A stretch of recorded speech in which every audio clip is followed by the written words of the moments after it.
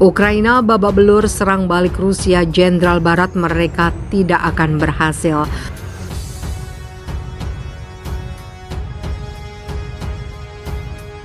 Родина высоко оценила ваш ратный труд. Надеюсь, вы и дальше будете также верой и правдой служить нашему Отечеству, служить нашей стране и продолжать те традиции, которые были заложены.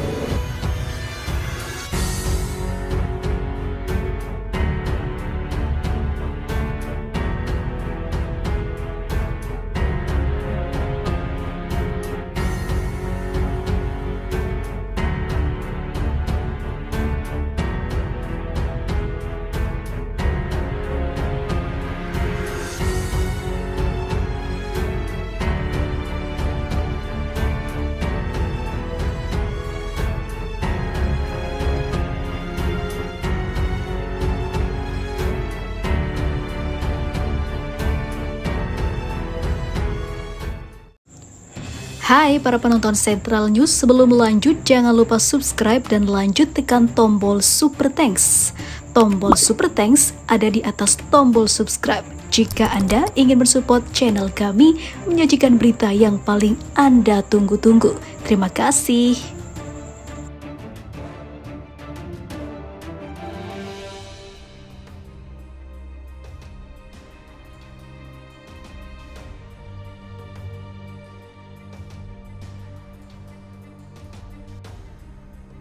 Tidak peduli sudah kehilangan belasan ribu prajurit dan alat utama sistem persenjataan, militer Ukraina tetap menggelar operasi kontraofensif di front timur. Sayangnya, serangan balik yang dilancarkan sama sekali tidak membuat pasukan Rusia bergeming.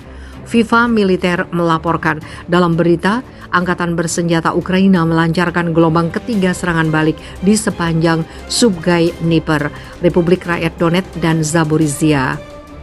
Gelombang ketiga serangan balik diyakini sengaja digelar sebagai momentum mendapat perhatian negara barat yang akan menghadiri konferensi tingkat tinggi Pakta Pertahanan Atlantik Utara. KTT NATO sendiri akan digelar di Vilnius, Lithuania pada 11 hingga 12 Juli mendatang. Seperti yang diketahui, Ukraina sangat menginginkan dukungan persenjataan dari negara anggota NATO. Sebab menurut laporan Menteri Pertahanan Rusia, Jenderal Sergei Shoigu, sejak menggelar operasi serangan balik, lebih dari 13.000 tentara Ukraina tewas. Strategi kontraofensif militer Ukraina tidak hanya diklaim gagal oleh Rusia. Mantan perwira tinggi Angkatan Bersenjata Prancis, Brigadir Jenderal Jean-Bernard Pinatel juga mengemukakan keraguannya.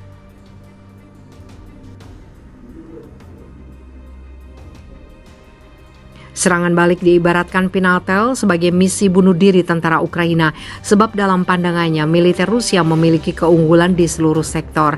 Saya sama sekali tidak percaya pada keberhasilan serangan balik Ukraina. Rusia memiliki keunggulan udara yang signifikan, tapi mereka juga memiliki keunggulan di lapangan, ujar Pinatel. Bahkan Ukraina sendiri mengakui mereka menembakkan 4.000 peluru sehari, sementara Rusia menembakkan 20.000, katanya dikutip FIFA Militer dari kantor berita Rusia TASS.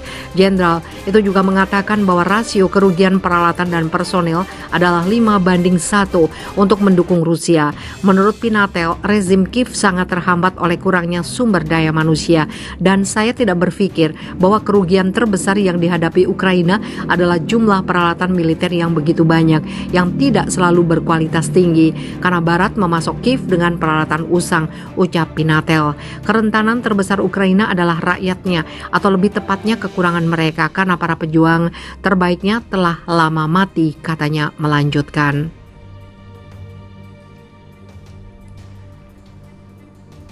Pinatel berani memastikan jika kekalahan Ukraina hanya tinggal menunggu waktu. Bagi NATO, Pinatel melempar kritik keras jika tindakan mendukung Ukraina dalam perang adalah hal yang sangat bodoh.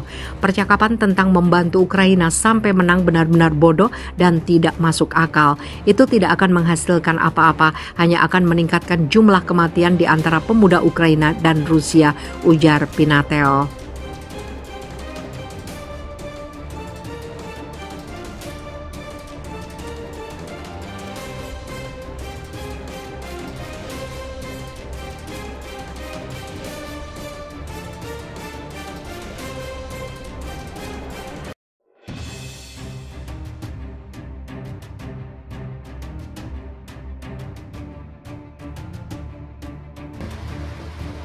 Adu kuat tentara paramiliter Rusia Wagner Group versus Chechen.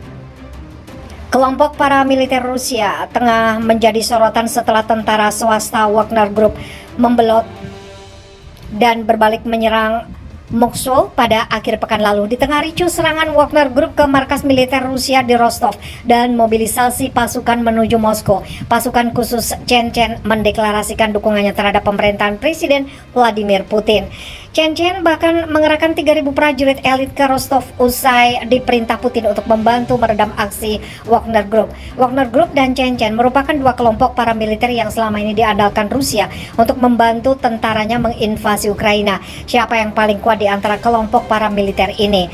Sebelum menjadi sekutu Moskow, pasukan Chechen yang berasal dari wilayah otonomi Chechnya merupakan kelompok paramiliter yang pernah berperang melawan tentara Rusia dalam dua peperangan. Profesor Tracy Jerman dari lembaga think tank pertahanan dan keamanan Israel, RUSI, mengatakan bahwa pasukan Chechen pernah terlibat dalam perang abad ke-19 melawan Kekaisaran Rusia. Perang abad ke-19 di mana orang-orang Chechen berperang melawan penaklukan Kekaisaran Rusia adalah salah satu perang gerilya terpanjang abad ke-19, kata Jerman, seperti dikutip Forsnet. Perang gerilya dilancarkan oleh warga sipil yang bukan anggota unit militer seperti tentara atau polisi. Perang ini dalam banyak kasus bertujuan menggulingkan atau melemahkan rezim yang berkuasa. Perang pertama terjadi pada 1994. Saat itu Presiden pertama Rusia Boris Yeltsin mengirim pasukan untuk memulihkan kedaulatan dan melindungi integritas teritorial Kremlin karena Chechen mendeklarasikan diri sebagai wilayah merdeka. Ada perang brutal yang panjang dari 1994 sampai 1996 di mana kami melihat angkatan bersenjata Rusia dipermalukan oleh angkatan bersenjata Chechen yang kecil ini. Perang kedua terjadi 1999. Rusia saat itu mencap perang sebagai operasi kontra terorisme berakhir pada 2009. Dengan dua sepak terjang, Chechen kini punya reputasi sebagai salah satu kelompok yang tangguh di Rusia, terutama dalam hal pertempuran perkotaan, pertempuran gerilya perkotaan khususnya. Mereka memiliki reputasi ini karena menimbulkan kekalahan pada angkatan bersenjata Rusia di masa lalu, tutur dia.